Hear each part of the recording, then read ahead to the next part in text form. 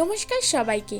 Valentine ডের দিনকে আমার একটা মাসিমণির বিয়ে হয়েছিল। তারই কিছু বিয়ের মুহূর্ত আগের পর্বে তোমাদের সাথে শেয়ার করেছি।